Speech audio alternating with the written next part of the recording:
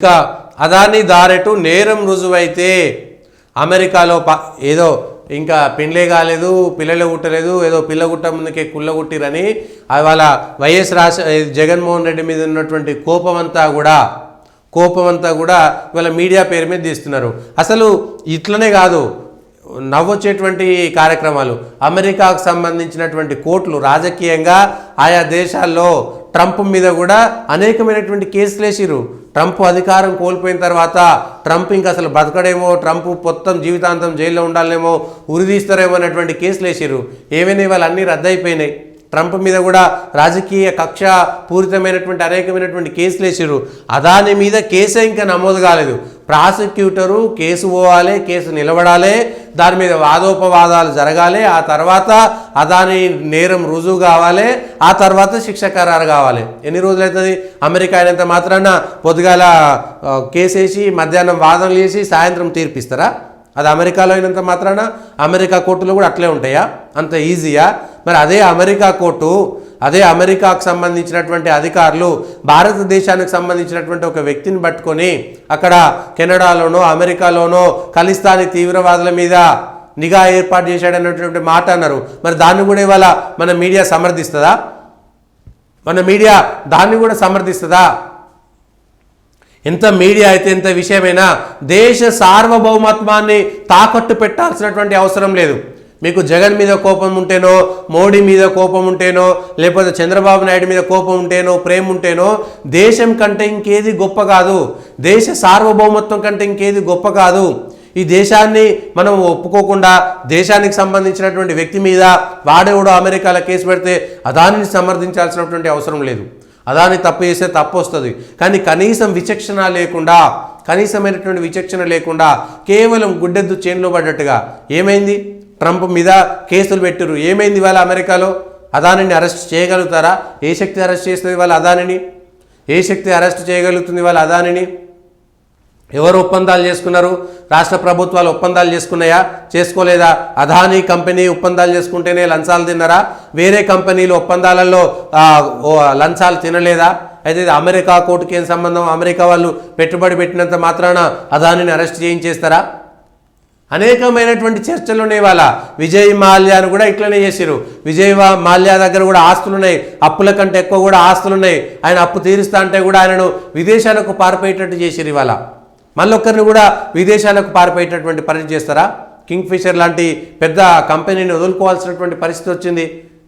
After all ఆయన ఏదో 2000 కోట్లో 2300 కోట్లో ఇచ్చిండని అదానీ కంపెనీ మీద ఒక 2000 కోట్ల రూపాయలు ఆయన లంచాలు ఇచ్చిండని చెప్పి భారతదేశానికి సంబంధించినటువంటి స్టాక్ మార్కెట్లో ఉన్నటువంటి 5-6 లక్షల కోట్ల రూపాయల 5-6 లక్షల కోట్ల రూపాయల సంపద ఆవిరి కావడానికి వాళ్ళ కారణమైంది అమెరికానా కాదా? గతంలో హిండెన్బర్గ్ నివేదిక ఇచ్చింది. అప్పుడు 1,00,000 కోట్లకు పైగా ఆయన ఆస్తి, అదాని ఆస్తి అంటే అదానిది ఒక్కటే కాదు, వాళ్ళ దేశ సంపద కింద ఉన్నది, స్టాక్ ఎక్స్చేంజ్లో లిస్ట్ అయినటువంటిది. వాళ్ళు చేసేటువంటి ఆర్థిక కుట్ర ఉగ్రవాదం ఒక్కటే కాదు, సేమ్ ఎట్లయితే కరోనా లాగా వైరస్లను పంపించారో ఆర్థిక ఉగ్రవాదం కూడా ఉంటుంది. ఆ ఉగ్రవాదాన్ని మనం పసిగట్టాల్సినటువంటి అవసరం ఉంటుంది.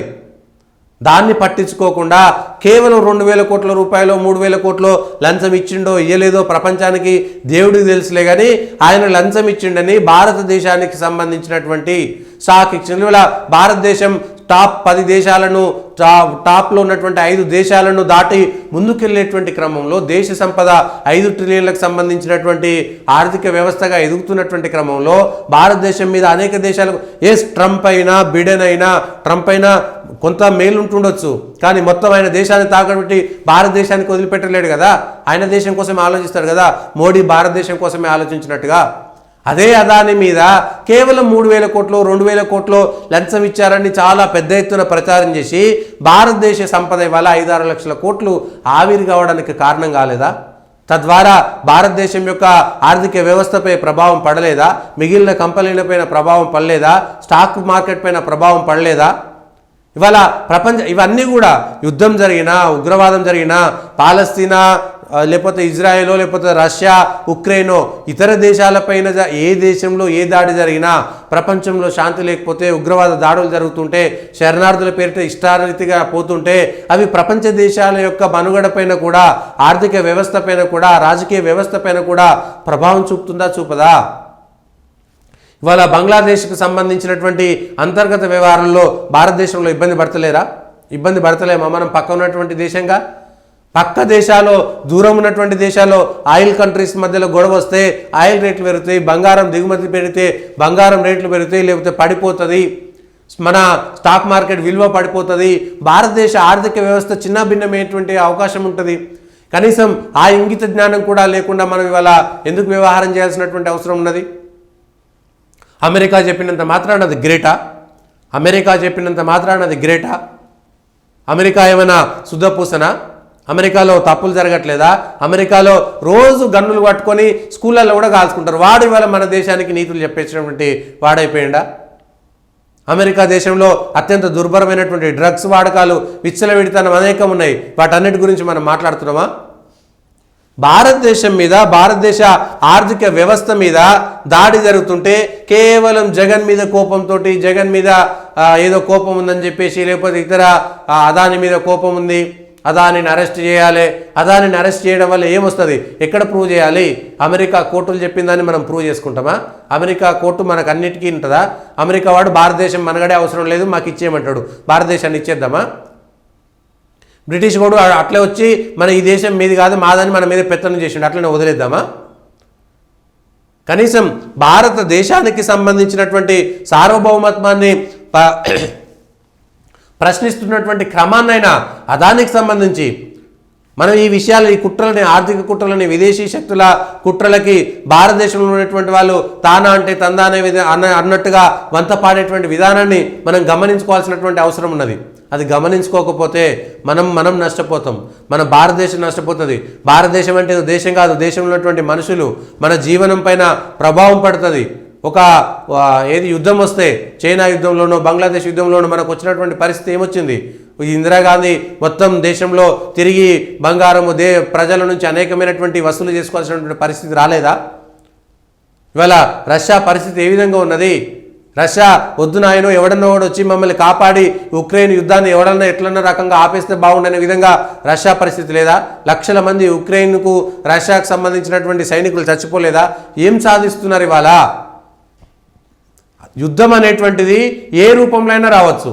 చైనా పంపించినట్టుగా అది కరోనా వైరస్ రూపంలో రావచ్చు, లేకపోతే ఆర్థికంగా వచ్చేటువంటి వైరస్ రూపంలో కూడా రావచ్చు, రేపు సైబర్ క్రైమ్లో కూడా రావచ్చు, ఏ ఉగ్రవాదమైనా రావచ్చు. అమెరికా చెప్పినంత మాత్రాన మనం జగన్ ఏపీ ప్రతిష్టకు జగన్ ముడుపుల మసక న్యాయ నిపుణుల అభిప్రాయం మేరకు జగన్ ప్రాసిక్యూషను, జగన్ అవినీతిని పార్లమెంట్లో ఎండగట్టాలి, టీడీపీ ఎంపీలతో చంద్రబాబు, ఇవాళ చంద్రబాబు నాయుడు ఎన్డీఏతో ఉన్నాడా లేడా అనేది కూడా తెలుసుకోవాలి. అదాని విషయము ఊరికే ఏదో జగన్కు చంద్రబాబు నాయుడుకు ఉన్నటువంటి పంచాయతీలు కాదు. అదానికి సంబంధించినటువంటి కంపెనీల వ్యవహారంలో ఏ విధంగా ఉండాలనేటువంటిది ఎన్డీఏ భాగస్వామ్య పక్షంగా వ్యవహరించాల్సిందే తప్ప ఏదో జగన్ మీద కక్షతో ఏర్పాటు చేస్తే ఆంధ్రప్రదేశ్కి సంబంధించినటువంటి బీజేపీ కూడా ఏదో జగన్ని మాట్లాడేటువంటి ప్రయత్నం చేస్తున్నారు. అట్లయితే అదానితోటి కేంద్ర ప్రభుత్వం గుజరాత్ ప్రభుత్వం చేసుకున్నటువంటి ఒప్పందాల విషయంలో కూడా అనేకమైనటువంటి ఆరోపణలు వస్తుంటాయి. కాబట్టి ఆచితూచి వ్యవహరించాల్సినటువంటి పరిస్థితి కూడా ఉన్నది. దేశానికి సంబంధించినటువంటి వ్యవహారం ఏదో కొట్టబోతే కప్ప కోపం మింగబోతే పాము కోపం అన్నట్టుగా పరిస్థితి దాపురించింది. కేవలం ఇది మనం ఒక్కదానిగా చూడాల్సినటువంటి అవసరం లేదు, అది అమెరికాకు సంబంధించింది.